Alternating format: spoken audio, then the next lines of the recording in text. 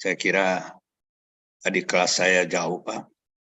Saya masuk spesialisasi di Undip itu 1 Januari 1987. Saya khawatir waktu itu Pak Zainal, Prof. Zainal, mungkin belum dokter, Pak ya. Mungkin. Ya. Saya lulus 83, kemudian 87 saya ke Jepang 6 tahun, Pak. 87 Oh, Bapak di Jepang. Ya, pantas tidak ketemu. Ya. Ya. Jadi ya secara umur saya lebih tua, pengalaman Bapak lebih banyak pasti, tapi saling melengkapi. Malam ini adalah sebuah upaya konkret, sistematis, dan saya pikir bermakna untuk kita saling melengkapi. Apa yang ada di antara kita itu dapat kita sumbangkan untuk kita membuat sesuatu yang memberi manfaat, tidak hanya untuk 1-2 orang, tidak hanya untuk Prof. Zainal, tapi Prof. Zainal itu Prof. Zainal itu hanyalah pemicu, hanya pemicu. Sebetulnya pemicu utamanya itu surat edaran, tapi pemicu keduanya adalah surat yang kemudian bocor tanpa keinginan dari Prof. Zainal, bocor keluar, dan itu menjadi penguat dan saya kira pencetus berbagai hal yang menurut saya ini sama sekali orang-orang yang mencetuskan, orang-orang yang ada di seberang sana tidak sampai memikirkan jauh seperti ini. Bola ini sedang bergulir dan dia akan menjadi bola salju besar yang saya pikir tidak akan tertahankan. Namun, untuk membuat bola ini menjadi sebuah bola yang bermanfaat, bermakna untuk kepentingan public services, itu kita memang harus ada pola aksi, Pak. Tidak bisa hanya bermain-main di kata-kata ini. Kita ini terlalu pandai bermain di kata-kata. Jadi, menurut saya, kita ini memang harus ada pola aksi, ada sesuatu yang kita buat, yang kita lakukan. Saya sangat menghargai apa yang disampaikan oleh Dr. Rohadi tadi. Itu ungkapan dari adik-adik yang lebih muda terhadap sebuah kompleksitas yang ada pada diri Pak Zainal yang dipersembahkan pada sebuah proses pendidikan yang berlangsung panjang. Itu sangat saya hargai. Tapi Pak Rohadi, nun sewu Pak, Bapak tidak bisa hanya berhenti pada membunga-bungakan kata, memuji dan memuja Pak Zainal.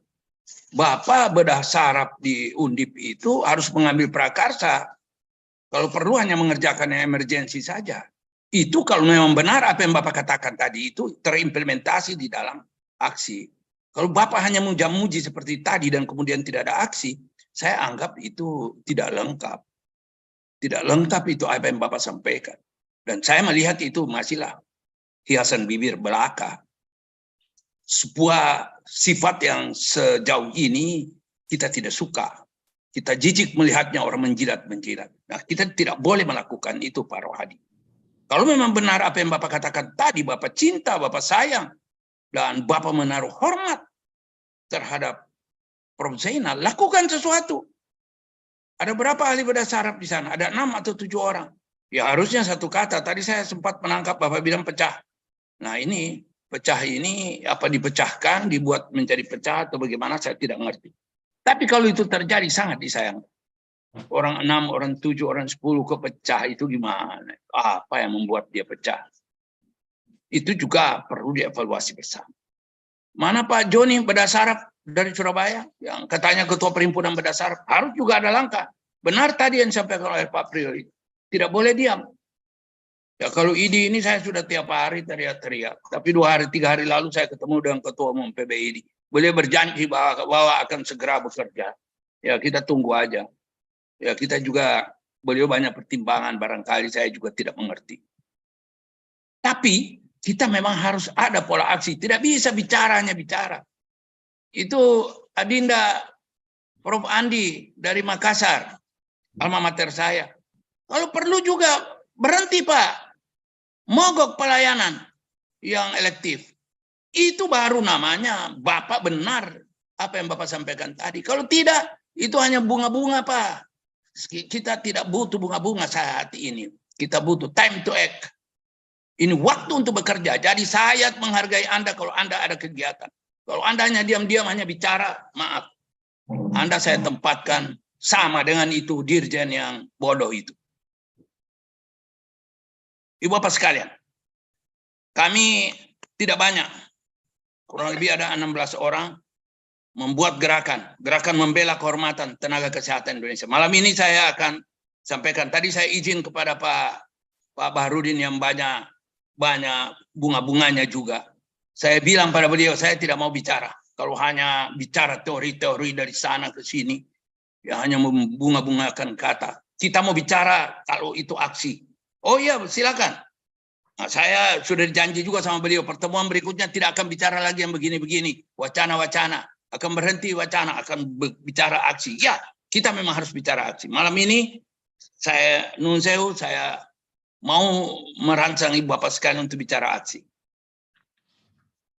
Indonesia Health Professional Dignity Defense Movement ini adalah sebuah gerakan untuk membela kehormatan tenaga kesehatan Indonesia. Saya lihat tadi di sini ada seorang yang saya sangat hargai. Beliau adalah mantan deputi di kantor Menko Kesra yang juga ketua DJSN. Beliau orang yang sangat cerdas berpikir.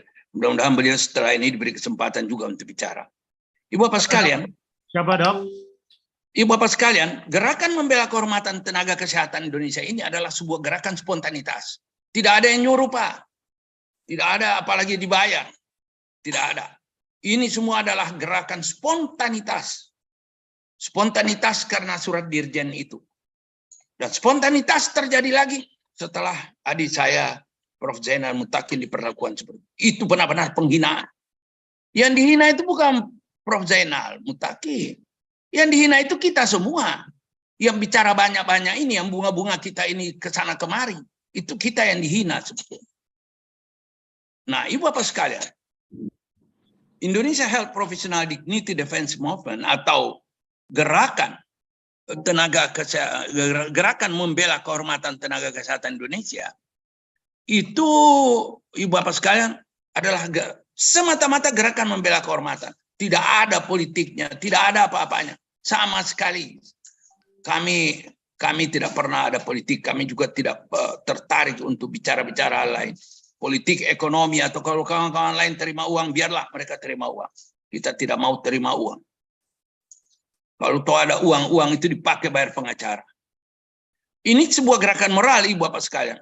Untuk membela nakes dan tenaga medis ini karena ada pembagian sebetulnya ini satu. Oleh karena itu saya lebih senang di Amerika disebut dengan health professional. Saya juga mempergunakan health professional. Saya tidak healthcare professional, health professional. Itu terdiri atas tenaga kesehatan dan semua yang ada terlibat dalam pelayanan kepada pasien. Saya merasa nakes ini saat ini sedang dizolimi. Sedang dihina dan diskreditkan. Dizolimi hanya karena berbeda pendapat. Bukan dizolimi karena misalnya menghamili anak tetangga. Tapi justru karena berbeda pendapat. Berbeda pendapat soal apa? Soal yang sebetulnya materinya menyangkut kepentingan banyak orang. Termasuk kepentingan kita semua yang di dalam undang-undang disebutkan mereka-mereka yang terpapar dengan undang-undang itu harus diajak bicara. Pasal 96 Undang-Undang Nomor 12 Tahun 2011 tentang tata cara pembentukan peraturan perundangan. Jadi ada dasar. Prof. Zainal bicara itu ada dasar. Pasal 96. Juga dizalimi karena mengeluarkan pendapat yang berbeda. Kalau Anda mengeluarkan pendapat Zainal, kalau Anda mengeluarkan pendapat yang sama, Anda tidak akan diapa-apain. Bahkan Anda diusung-usung. Dijadikan apa barangkali. Nah, orang-orang itu banyak yang sedang menunggu itu, Pak. Makanya dia menjilat. Ibu Bapak sekalian, sekali lagi saya katakan bahwa perbedaan pendapat yang seperti disampaikan oleh Prof. Zainal Mutakin dalam berbagai kesempatan, itu sebetulnya dijamin konstitusi dan undang-undang. Kita ini juga dizalimi karena juga bukan karena kita tidak pandai bicara yang benar, kita berbunga-bunga, kita ke sana kemari dulu terputar-putar, tapi juga karena kesombongan dan arogansi itu mengental. Dirjen ini saudara, saya pelajari, dia punya rekam jejak, tidak ada prestasi menonjol. Catat, tidak ada prestasi menonjol kecuali menjilat. Tapi juga kita maafkan, ini bulan Ramadan. Ini juga karena ketidaktahuan. Pengalamannya memang tidak ada apa-apanya. Dibandingkan dengan pengalaman, katakanlah tidak usah pengalaman banyak orang. Pengalaman Pak Prof. Zainal itu tidak bisa dibandingkan. Dia hanya pandai menjilat saja. Jadi Bapak sekalian, di dalam presentasi saya ini, saya sebut dengan hal profesional itu semua tenaga kesehatan yang berhubungan dengan pasien. Supaya jangan salah paham. Jangan dianggap hanya dokter. Dokter seringkali menganggap hanya dokter yang berhubungan dengan pasien. Itu salah besar. Lah, mengapa nakes ini harus dibela martabat dan kehormatannya? Yang pertama, karena dia sedang dizolimi orang-orang yang sementara berkuasa.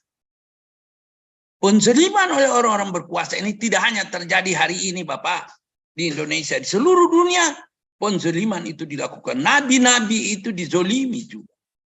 Nabi Musa, Nabi Ibrahim, Nabi Isa, dan juga Nabi besar Muhammad SAW. Jadi Bapak sekalian, kalau Anda sedang dizalimi oleh orang yang sementara berkuasa, itu wajib kita bela, hukumnya wajib kita bela. Apalagi orang yang sedang berkuasa ini punya kuasa untuk menutup dialog yang benar, dialog yang ikhlas.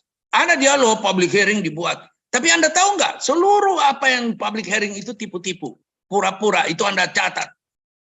Saya berani mengatakan seperti itu. Hanya ada satu kali pertemuan hari Sabtu, di mana PDSI itu bicara, dan dia bicara soal organisasi profesi. Tolong tidak dimasukkan.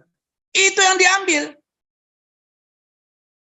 Jadi ini adalah sebuah pertemuan-pertemuan yang dirancang untuk memenuhi syarat-syarat formal pasal 96. Tapi sebetulnya tidak diterima. Masukan-masukan tentang pasal 326, 327, 328 tidak diterima. Itu artinya apa Ibu Bapak sekalian? Artinya bahwa memang dialog yang ada itu adalah dialog yang tidak ikhlas. Dialog yang tidak benar. Saya termasuk pendukung untuk undang-undang ini. Tapi begitu saya membaca DIM, saya berbeda 180 derajat.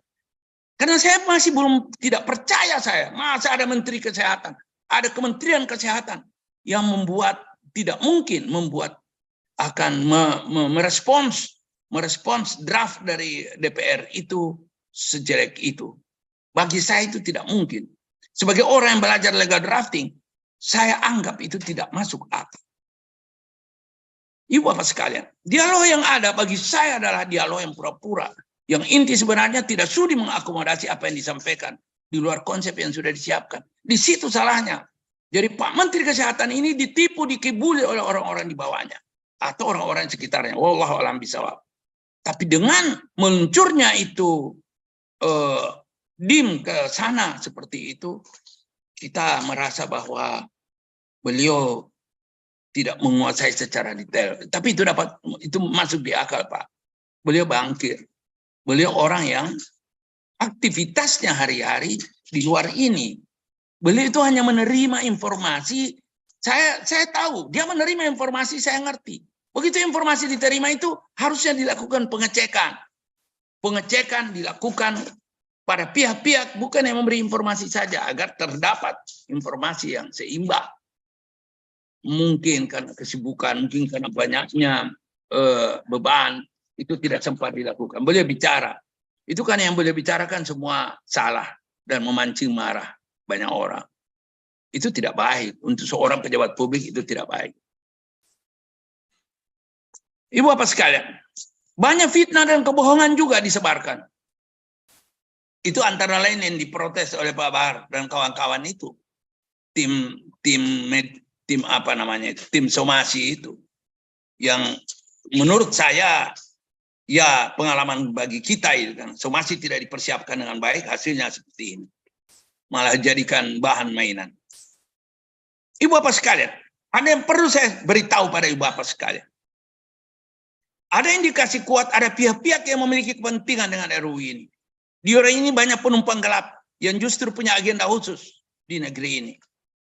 Banyak agenda khusus yang masuk tanpa sadar, tanpa diketahui oleh Pak Menteri. Tentu Pak Menteri tidak tahu semua. Wallahu alam, apa juga ada beliau di dalam, saya tidak mengerti. Tapi setahu saya banyak, dan beliau tidak mengerti itu, bahwa ada seperti itu. Banyak penumpang gelap, banyak hal-hal yang tidak mungkin, tidak perlu masuk, dia masuk. Dan begitu banyak hal-hal penting pada undang-undang keperawatan, undang-undang kesehatan jiwa, undang-undang kebidanan, yang harus masuk, tidak masuk. Ada item-item, muatan-muatan khusus yang harus mengakomodasi, mengatur tentang tenaga kefarmasian. Itu tidak dimasukkan di dalam sini. Padahal kita sedang bicara SDM kesehatan. Saya juga tahu, dan ini saya tahu bukan cerita burung. Saya tahu dari asa ini sangat kuat. Ada yang menjadi calo, Pak. Ada yang menjadi pihak ketiga agar undang-undang ini mulus. Coba Bapak bayangkan. Undang-undang ini dibuat oleh pihak ketiga di luar Kementerian Kesehatan. Pihak ketiga ini menyerahkannya ke Kementerian Kesehatan, diambil oleh Kementerian Kesehatan, dipoles sana sini, dikirim. Pengiriman itu kita punya foto, kita punya semuanya, diserahkan pada Balik, diterima oleh Balik. Beberapa waktu kemudian dia kemudian menjadi usul inisiatif. Ini di mana? Di mana masuk ini? Di akal mana ini bisa masuk, Ibu Bapak sekalian? Kalau ini saudara-saudara buka atau ini kita buka, ini sangat memalukan. Semua hal di atas akan membuat Ibu Bapak sekalian kalau ini kita tidak berjuang untuk perbaikan atau penundaan atau peniadaan RUU ini, maka yang ujung-ujungnya akan menderita itu tenaga kesehatan, Pak. Itu bisa kita diskusikan, bisa kita perdebatkan. Tapi saya mau bilang begini, kalau tenaga kesehatan itu menderita, kalau tenaga kesehatan itu mengalami hal-hal yang tidak baik, mengalami kelelahan yang sempurna dan sebagainya, itu yang menderita juga masyarakat. Pada gilirannya masyarakat akan menerima akibat-akibat daripada akibat yang akan diterima langsung. Jadi langsung pada tenaga kesehatan, tidak langsung pada masyarakat. Ibu bapak sekalian, jadi apa yang harus kita lakukan? Ya, kami menginisiasi gerakan. Gerakan ini hanya ada punya dua agenda, Pak Bahar. Tolong Bapak Bahar bantu ini. Daripada Pak Bahar cerita-cerita saja, ini langsung action Pak Bahar. Gerakan ini hanya ada punya dua agenda, Pak Bahar. Agenda pertama, mendorong dan memfasilitasi tuntutan hukum di seluruh Indonesia. Kita mengagendakan minimal 50 pengadilan negeri dalam waktu sesingkat-singkatnya ini melakukan gugatan perdata. Perbuatan melawan hukum pasal 1365 KUHP. Jadi yang kita pakai itu adalah surat edaran itu atau surat. Ya, beliau tidak menyebutkan edaran, beliau hanya menyebut surat. Nah, surat itulah yang kita pakai. Kemudian pemberhentian Prof. Zainal menjadi bagian daripada pengayaan daripada surat gugatan ini. Kemudian yang kedua, kita mendorong dan memastikan bahwa hak konstitusional untuk mogok itu digunakan secara efektif dan efisien. Jadi mogok itu perlu. Mogok itu perlu. Makanya harusnya itu orang berdasar Arab memanfaatkan itu lebih dulu. Makanya Pak Andi, sayang Pak Andi ke Eropa. Tapi kan Pak Andi punya banyak kawan-kawan di Makassar. Pak Andi kan bisa koordinasi lewat digital, telepon dan sebagainya. Tapi itu harus dilakukan, Pak. Kan sayang juga masa kulit yang mogok. Padahal masalah utamanya atau korban pertamanya adalah berdasar. Koordinasi kita siapkan akan segera kita lakukan atau kita sedang lakukan dengan seluruh organisasi profesi yang selama ini difitnah dan diskreditkan. Kita juga ingin berkolaborasi indah dengan ID, PDGI, IBI, PPNI, IAI, dan semua organisasi profesi kesehatan yang ada. Kami sudah melakukan kunjungan kerja ke ID pada hari Selasa yang lalu. ID memberikan respons. Cuma saya tidak tahu seberapa besar respons itu, mohon dukungan kawan-kawan sekalian. Saya lihat Pak Bahar ini sangat menentukan. Jadi gerakan ini hanya fokus untuk mengurus dua hal, gugatan hukum dan hak mogok. Hak mogok Ibu Bapak sekalian adalah hak warga negara. Ini bukan sesuatu yang melakukan penyimpangan. Ini adalah hak kita. Cuma memang hak harus dipakai dengan baik, dengan benar. Tidak bisa kita serampangan. Harus ada pemberitahuan, harus ada perundingan dan sebagainya. Kami siapkan instrumen-instrumen ini. Kami akan tawarkan kepada organisasi profesi. Nanti kita lihat, sudah ada organisasi profesi yang senang sekali dan siap untuk bersama-sama berjuang. Namun ada juga organisasi profesi yang masih diam. Diam ini karena menunggu Pak Adib. Makanya Pak Adib kita datangi juga. Pak Adib bagaimana? Tapi menurut Pak Bahar, pada akhir pertemuan Pak Bahar ngangkat 2 jempol. Saya tidak tahu apa artinya jempol itu, jempol apa Pak Bahar. Monggo Bapak terangkanlah di pertemuan ini. Bagaimana pengorganisasian kegiatannya? Di tingkat pusat ada 5-7 orang relawan fungsionaris yang kita harap bisa bersama-sama mengikuti secara cermat seluruh kegiatan. Kita legal formal, kita tidak sembunyi-sembunyi, kita bukan gerakan di bawah tanah, tidak. Semua ini adalah hak-hak warga negara yang dilindungi undang-undang. Perbuatan melakukan sebuah gugatan hukum itu adalah hak warga negara. Begitu juga mogok, hak warga negara. Bukan hak orang per orang saja, tapi itu adalah hak warga negara. Di setiap provinsi kita berharap ada 1-3 orang relawan fungsionaris. Saya terharu. Saya sangat terharu membaca email yang kemarin saya sampaikan pada Ibu Bapak sekalian pada Forkom yang beberapa hari lalu. Ada seorang dokter wanita. Kalimatnya pendek. Saya siap bergabung untuk membela orang-orang yang teraniaya. Terzolimi maksudnya. Luar biasa Pak. Saya memang tidak kenal beliau. Saya memang mengirim email balik untuk minta. Saya ingin kenal lebih jauh. Tapi ini luar biasa. Saya dapat. Kalau yang lain-lain itu aktivis. Jadi memang kita tahu aktivis yang memang keberaniannya saja waktu kemarin pandemi dia kelihatan orang berani. Kalau itu kawan-kawan saya akui. Tapi yang ini ada seorang wanita yang menyampaikan seperti itu. Saya sangat terharu. Terima kasih Ibu. Ibu Bapak sekalian, saat ini masih kami berlangsung sosialisasi ke daerah-daerah. Ya, Ibu Bapak sekalian, tentu ada pertanyaan. Siapa saja yang dapat menjadi relawan fungsionaris ini? Ini siapa saja? Warga negara Indonesia. Bisa tenaga kesehatan, bisa juga bukan tenaga kesehatan. Tinggal di mana saja. Termasuk Pak Iqbal yang ada di luar Indonesia juga kita minta bergabung. Karena ini aksi nyata. Kami saat ini masih berlangsung sosialisasi ke daerah-daerah. Mohon kalau saudara-saudara yang ada di daerah yang mendengarkan pencarian ini, mohon kami dibantu. Mohon perkenalan bantuan info, usul saran, dan kebersamaan dalam bentuk lain. Bentuk lain jangan ditafsirkan uang. Tidak mesti uang. Walaupun nanti sekali waktu kita akan butuh uang. Karena kita akan butuh banyak pengacara. Di daerah-daerah itu pengacara. Sulawesi Tenggara kita cari pengacara. Sulawesi Tengah kita cari pengacara, Gorontalo kita cari pengacara. Saya konsentrasi Sulawesi ini memang lagi cari pengacara. 1 orang saja Pak. Pengacaranya jangan banyak-banyak, karena kita tentu ada kesulitan juga dalam pembayaran.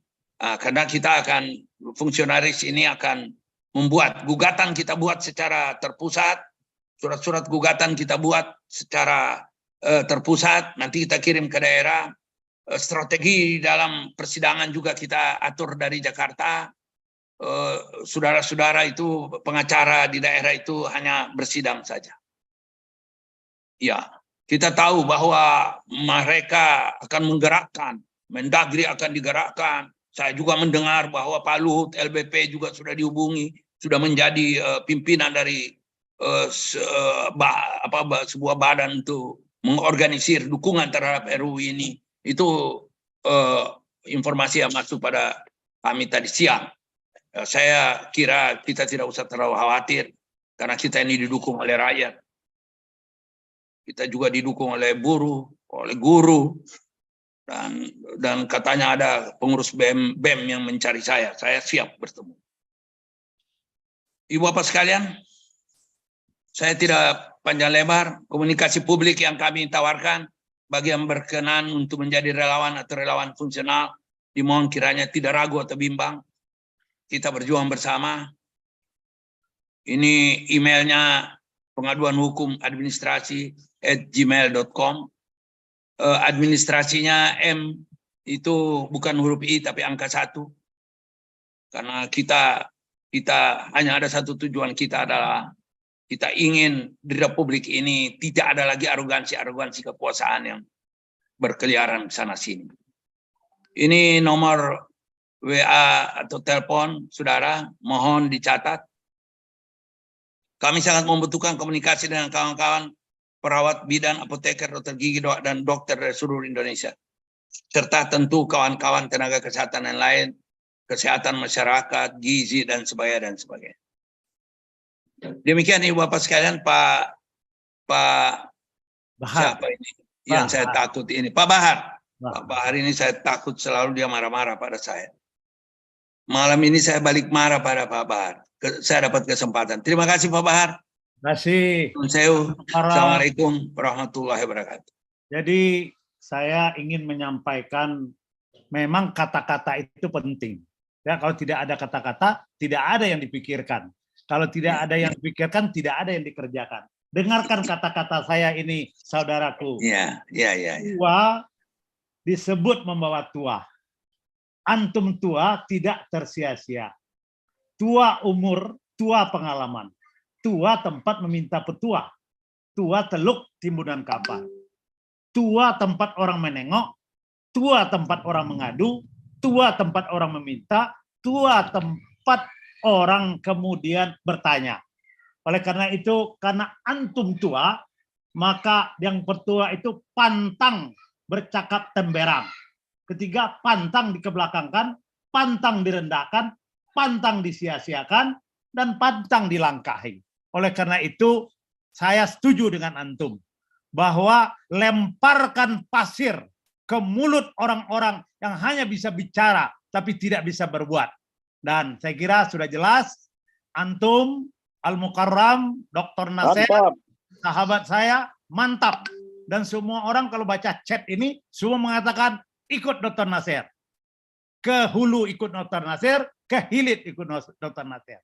Tapi tentu saja kita siapkan dengan sebaik-baiknya, sehingga pukulan pertama melalui apa yang beliau katakan untuk melakukan upaya, melakukan kegiatan-kegiatan di seluruh kabupaten dan provinsi, dan kemudian yang kedua adalah melakukan aliansi dan kegiatan-kegiatan untuk memastikan kita bergerak bersama. Terima kasih antum, sangat jelas. Dr. Iqbal, adakah sesuatu yang Dr. Iqbal ingin sampaikan? Karena sebetulnya kalau kita dengar apa yang dikatakan Dr. Nasir itu sudah selesai pembicaraan hari ini. Karena semuanya sudah jelas dan tinggal apakah tadi kita akan melemparkan pasir ke mulut orang-orang yang hanya berbicara tapi tidak berbuat, atau kemudian kita doakan agar watawasau bil haq, watawasau bis sabri, tapi watawasau bil marhamah, dengan cinta